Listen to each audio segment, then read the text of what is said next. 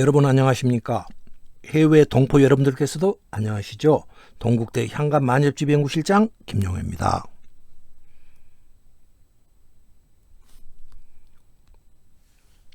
앞에서 고조선이라는 국호의 뜻을 풀어보았습니다.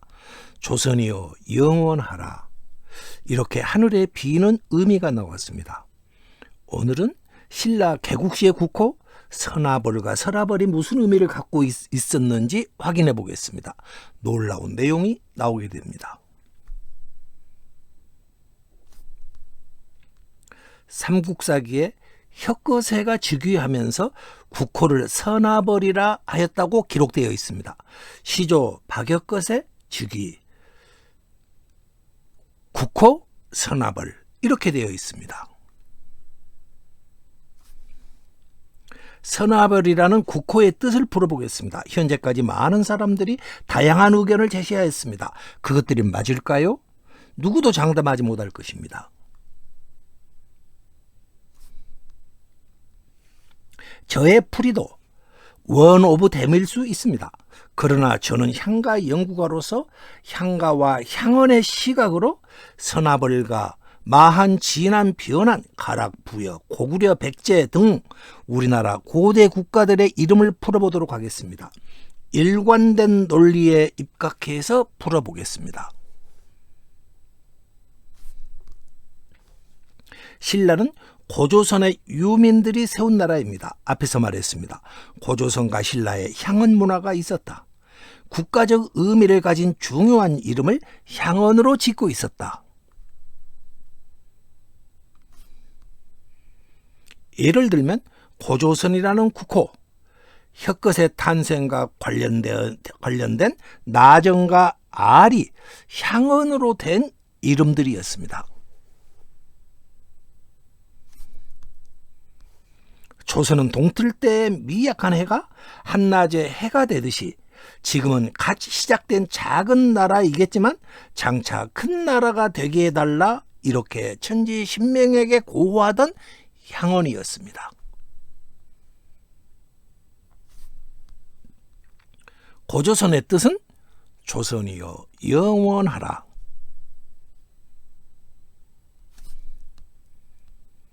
나정은 지금은 댕댕이 덩굴과 같이 작은 나라이지만 칡덩굴처럼 길게 뻗어나가고 작은 샘물이 흘러 내가 되고 이윽고 큰 강이 되어 멀리 흘러가듯 나라가 영원하게 해주소서 천지신명에 고하던 향언이었습니다. 알은 지금은 알을 깨고 나와 미약하지만은 훗날 크게 자라게 해주소서, 큰 나라가 되게 해주소서 이러한 향언이었습니다.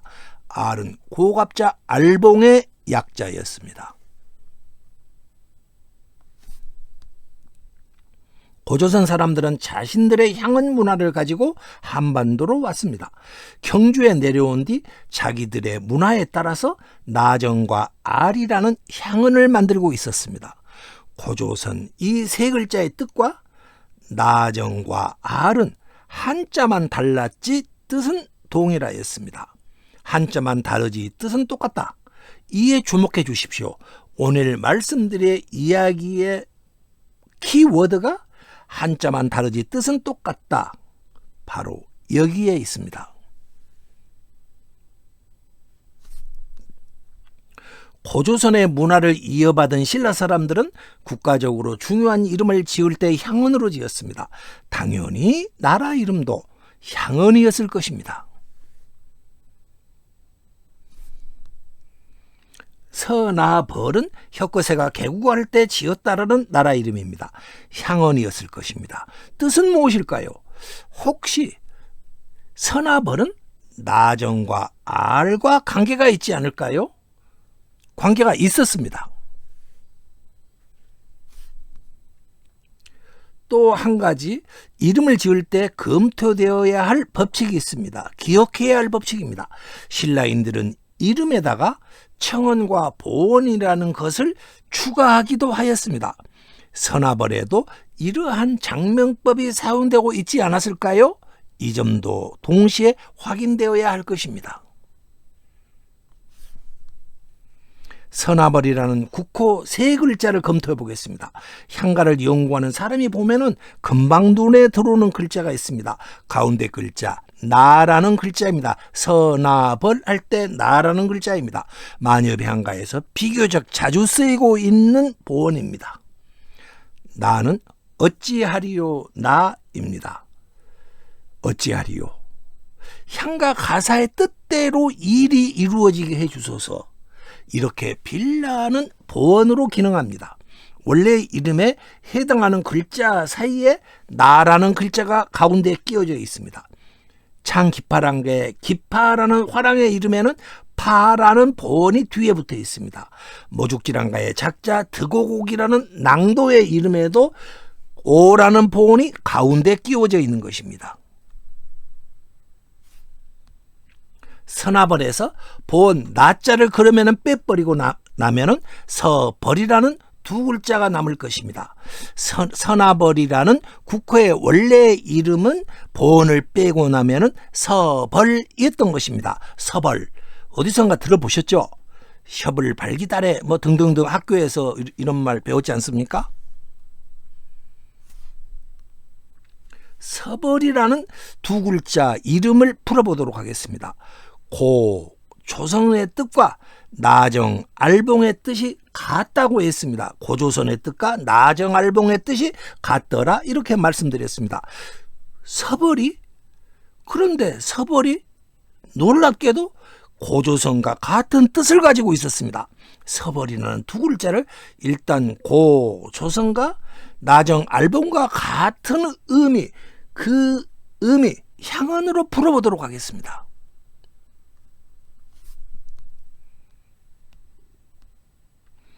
이 영상을 보아주십시오.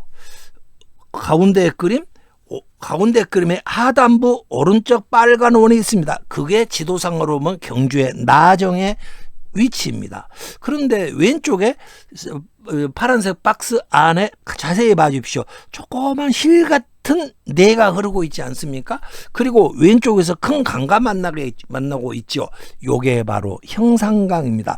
맨 왼쪽은 나정을 하늘에서 찍은 사진입니다. 그 두 번째 가운데 그림 빨간 원을 그려놓은 위치에 가면은 저 나정이 있습니다. 그리고 오른쪽은 뭐냐? 형산강이 이로 쭉 흘러내려가는 거대한 강이 되어 있습니다. 다시 말해서 신라 사람들은 경주 나정에서 시작된 물이 조그만 내가를 거쳐서 형산강에 합류해 가지고 저런 큰 강으로 커가지고 바다로 흘러간다. 굽이굽이 흘러간다. 길게 흘러간다. 칡렁굴처럼 수백 배 큰 칡렁굴처럼 돼가지고 쭉 흘러간다. 이런 뜻을 공간 감각을 가지고 있었습니다. 즉 나정에서 나온 물이 작은 내가 되어 흐르기 시작해서 지금의 형산강으로 들어가서 큰 강이 되고 있는 것입니다. 서벌에 서라는 글자를 보겠습니다. 천천히 하다 서입니다. 한자 뜻으로만 본다면은 일단은 이렇게 생각을 해 주십시오. 샘물이 모여서 작은 내가 되어서 천천히 흘러간다 이런 뜻이 되겠습니다. 이것을 한자의 뜻으로만 절대로 보면 안 된다고 그랬죠. 향언의 개념으로 보라고 했습니다. 샘물이 모여 천천히 흐르는 내가 되고 나중에는 큰 강처럼 굽이굽이 길게 흐르게 하소서, 영원히 흐르게 하소서, 이러한 향언으로 풀렸습니다.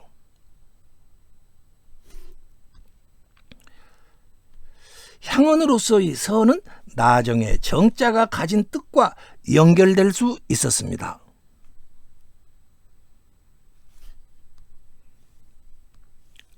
서라는 글자를 풀기 위해서는 이에 앞서서 주목해야 할 한 가지 사실이 있습니다. 우리가 고대인들의 한자 사용하는 법을 현대 우리들이 사용하는 법으로 같이 보아서는 안 된다는 것입니다. 더구나 향언이라는 글자는 발견된 지가 얼마 되지 않는 개념입니다. 향언은 새로 연구되어야 하는 문자 개념입니다. 다시 말씀드려서 고대의 한자 사용법과 지금의 한자 사용법은 다르더라 이 말입니다.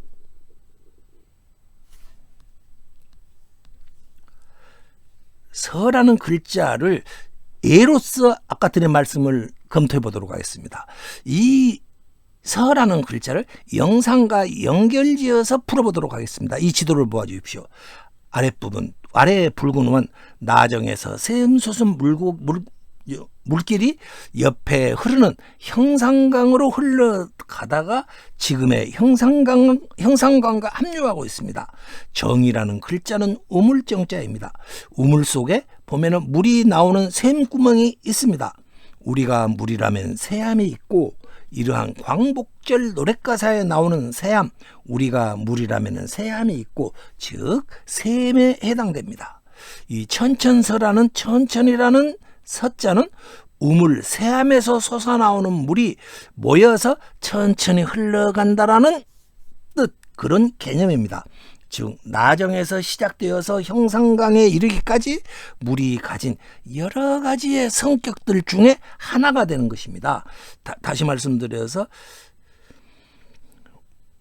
우물은 새암에서 시작해 가지고 조그만 물이 천천히 흘러간다. 그것도 하나의 성격이죠. 물이 조그만 샘에서 나오는 것도 하나의 성격이죠.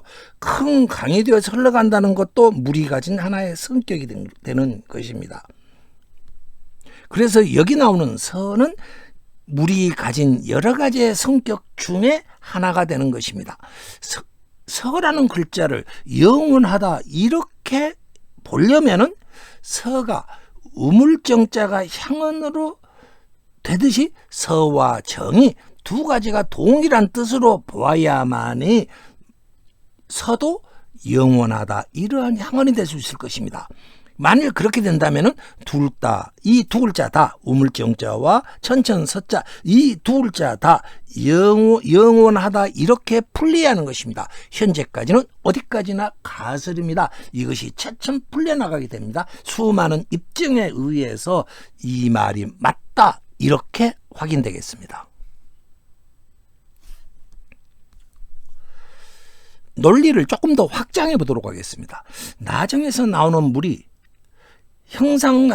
형산강으로 흘러 형산강과 합류해서 굽이굽이 길게 흘러 바다로 들어갈 것입니다. 물이 가지고 있는 각 단계마다 성격들이 있습니다. 종합적으로 보면 여러 가지 성격들이 있을 것입니다. 한자를 예로 들어서 한번 설명드려 보겠습니다. 우물, 새암 할 때 우물정자, 우물 한가운데서 물이 나오는 구멍, 그 단계를 우물정이라고 쓰고 있습니다. 그럼 조금 더 올라와서 난간을 해놨습니다. 우물난간 한입니다. 이 글자는 한입니다. 그 다음에 물이 거기서 우물에서 물이 나와가지고 넘쳐가지고 조금 흘러가는 거, 조그맣게 천천히 흘러가는 그 단계, 그걸 천천서라고 할 것입니다. 그리고 이것이 여러분 처음 보시겠습니다만은 노를 어여차 졌다 이런 뜻을 가진 야자라는 발음입니다. 이 한자 야도 아까 평산강에 가면은 사람들이 강을 건널 때 노를 짓지 않겠습니까? 그것도 물이 가진 하나의 성격입니다. 그 다음에 그물나 그 강에 가면 고기를 잡겠죠? 그것도 그물 짜서 잡겠죠? 그것도 물의 한 가지 성격입니다. 재라는 것은 뭐냐? 물을 건너다 할 때 재입니다. 형산강을 건너가다 그럴 때 재라는 말을 쓰지 않겠습니까? 이런 것들이 전부 다 나정에서 나와서 형산강으로 쭉 흘러갈 때 각 단계에서 물이 가진 성격들을 한자로 표현하는 것이 되겠습니다. 그런데 이 글자들을 검토해 봤더니 이들 모두가 동일한 뜻을 가진 향언으로 기능하고 있었습니다. 모두 다 영원하라 이러한 뜻을 가진 향언으로 기능하고 있었습니다. 바로 이런 것이 향언의 성격이었습니다. 우리가 보면은 전부 다른 뜻 같지만은 크게 봐서는 전부 다 나정에서 시작해서 형산강으로 흘러가는 각 단계를 지금 표현하고 있다 이렇게 보시면 되겠습니다. 그래서 결국은 이것들은 무슨 향언으로 쓰이느냐? 영원하라 똑같은 뜻을 가진 향언으로 쓰이고 있었습니다. 바로 이런 것이었던 것입니다.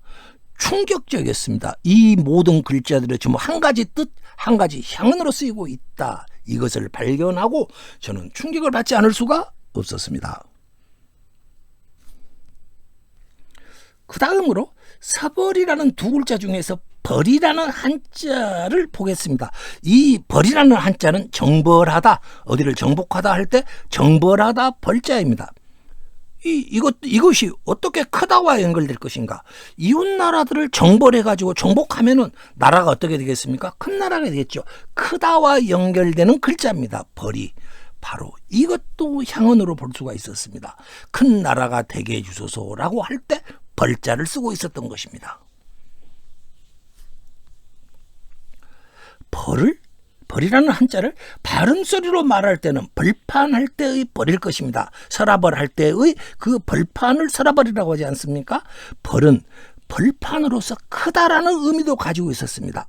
고조선인들이 경주 인근으로 내려와 정착하기로 한 것은 지금의 경주 분지였을 것입니다. 경주 분지는 경주 시가지를 중심으로 형성되어 있는 분지입니다.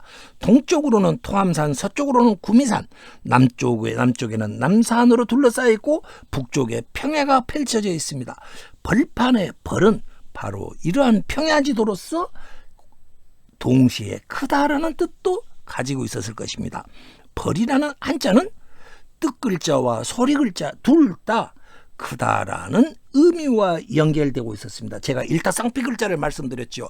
뜻과 소리가 뜻이 일맥상통하면서 동시에 연결되고 있다. 여기서 벌이라는 글자가 바로 그렇게 쓰이는 글자였습니다. 서벌이라는 두 글자를 향언으로 보면은 서가 아까 천천히 흐른다, 강이라는 성격을 말한다고 그랬죠. 강이라고 보면 됩니다. 서는 긴 강을 말할 것이고 벌은 크다를 뜻하고 있었습니다. 그래서 이 두 글자를 합하면은 영원하고 크게 성장하는 나라가 되게 해주소서, 이러한 풀이가 나오는 것입니다. 서벌에 나라는 보원이 가운데 끼게 되자 아까 나는 어찌하리오 나 아닙니까? 어찌하리오 어찌하오리까? 천지신명이시오, 이 나라를 영원하도록 해주고 큰 나라가 되게 해주소서, 이렇게 비는 향언입니다. 보원은 거기에 가서 이런 말을 하늘에 하라, 제사장은 그렇게 말하라, 그런 뜻이 되는 것입니다.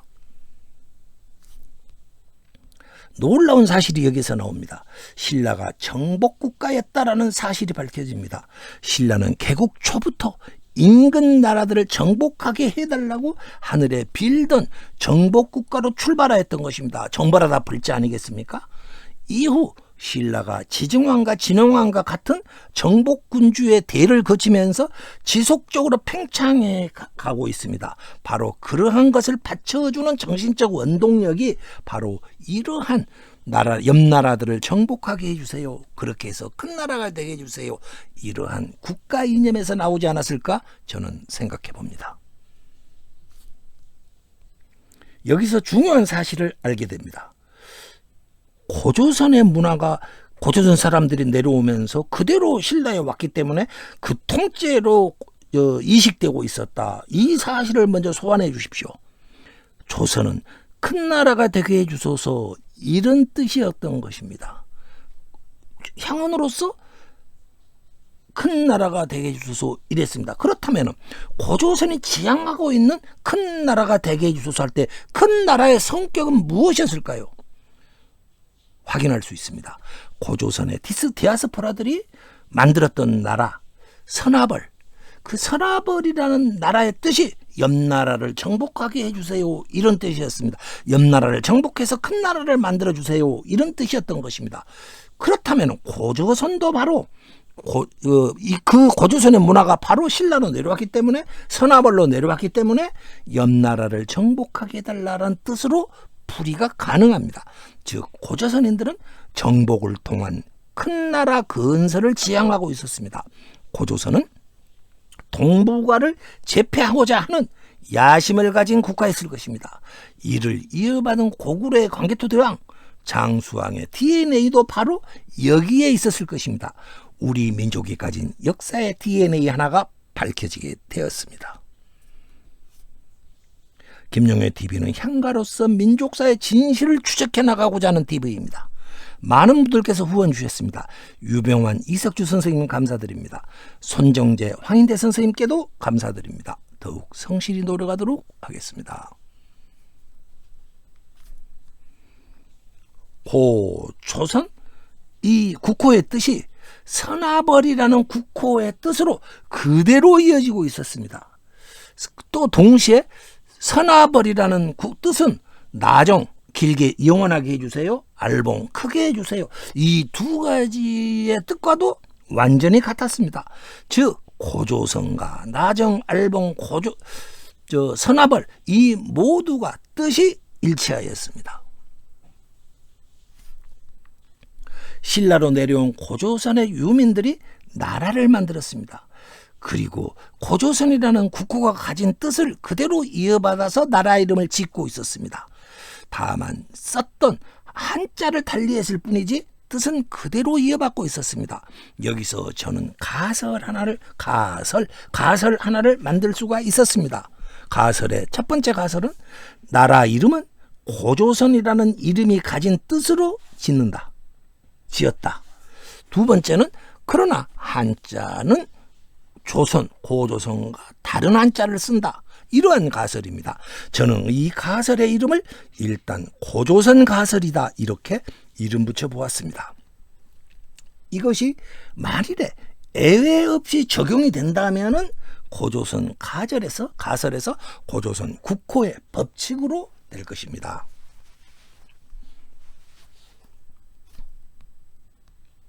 신라에 또 하나 나라 이름이 있습니다. 서라벌이라고 하는 나라 이름입니다. 삼국사기 신라 봉기에 신라의 처음 이름을 서라벌이라 했다 이렇게 기록되어 있습니다. 고조선 이 서라벌이라는 세 글자 나라 이름에 고조선 가설을 적용해 보겠습니다.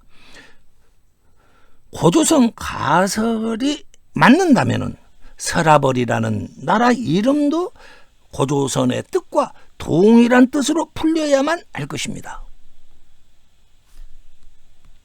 서라벌에서 가운데 글자를 빼고 남은 두 글자 서벌은 금방 우리가 말씀드린 서나벌에서의 서벌과 뜻이 동일합니다. 한자도 동일합니다. 그렇다면 이 두 글자 서라벌에서 라를 뺀 서벌은 영원하고 큰 나라가 되게 해주세요. 이런 뜻으로 되겠습니다.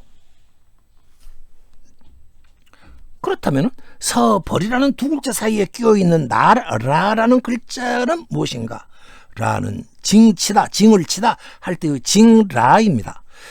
징을 치다, 징을 치라 이런 뜻의 보원으로 기능하고 있었습니다. 징을 쳐서 천지신명의 주의를 끌어라. 그러면서 영원하고 주의 소국들을 정복해서 큰 나라가 되게 해주소서 이렇게 빌어라. 이런 뜻의 이름이 바로 서라벌이었습니다. 지금까지 제가 제시한 고조선 가설이 맞을까요? 한번 그러면 또 하나의 이름인 신라라는 이름을 가지고 한번 검증해 보도록 하겠습니다. 서나벌이라는 국호를 사용한 지 500여 년이 지나갑니다. 때는 서기 503년 지증왕 4년 국호가 서나벌에서 신라로 바뀝니다. 그들은 써놨습니다. 한자로 덕업일신 망나사방. 이 글자, 여기서 노란 글자를 봐주시오. 거기서 신자 라가 있습니다. 신자와 라자가 있습니다. 바로 이 두 글자를 따서 신라라고 지었다 이렇게 해놓고 있습니다. 그러면은 덕업일신 망나사방 이 글자를 풀이해 보아야 합니다. 그냥 과거에 풀이 말고 향언적 개념으로 풀어보아야 합니다. 그러면 이렇게 풀립니다. 나라가 덕업 앞에 나오는 두 글자는 나라라고 보면 되겠습니다. 일단 의역을 해서 나라가 새로 뜨는 해처럼 미약하지만 한낮의 해처럼 커져서 사방을 망나하게 해주세요 이런 뜻으로 풀리게 됩니다. 덕업일신 망나사방 이 구절의 뜻은 지금까지 풀어낸 고조선할 때의 조선 알봉 곤돈할 때의 알에서 깨났다 때 알 그리고 서라벌 할 때의 벌 이 글자들이 가진 뜻 큰 나라가 되게 해주세요. 그것과 그대로 일치하고 있었습니다. 초기 신라인들의 영토 국장이라는 국가 이념이 500년이 지나도록 전혀 바뀌지 않고 있었다라는 사실이 확인됩니다. 결국 서라벌이라는 국명에도 고조선 가설이 적용되고 있었습니다. 고조선 가설이 옳을 수도 있지 않겠습니까? 신라에는 서라벌 말고도 다른 이름들이 있습니다. 여러분도 기억나시죠? 신라, 계림 등 하여튼 여러 가지 이름이 제법 있습니다. 이러한 이름들을 고조선 가설로 풀어보니까 조금 다소의 변주가 있을 뿐이지 그다지 큰 어려움 없이 풀려나갔습니다. 신라의 다른 나라 이름 풀이는 오늘은 생략하도록 하겠습니다. 시청자 여러분들께서 신라의 여러 이름들을 한번 고조선 가설로 풀어보시면 어떻겠습니까?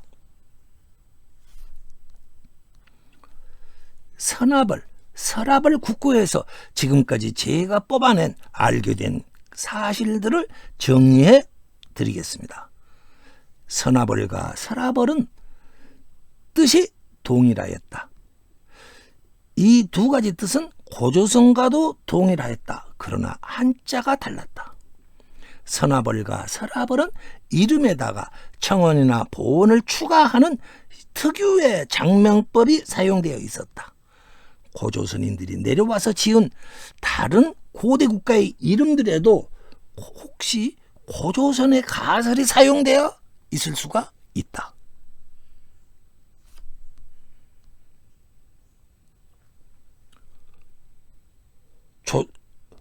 고조선, 나정과 알봉, 서나벌, 서라벌은 모두 동일한 뜻을 가진 향언들이었습니다.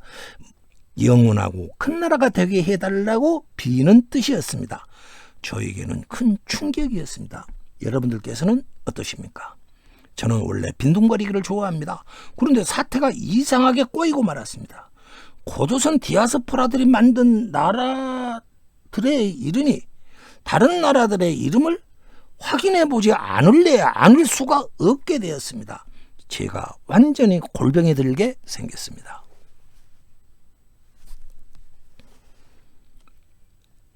이상입니다. 구독과 공유 부탁드립니다. 다음에는 우리가 한이라는 나라 이름에 고조선 가설을 적용해 보겠습니다. 한이라는 글자가 들어간 나라가 제법 있습니다.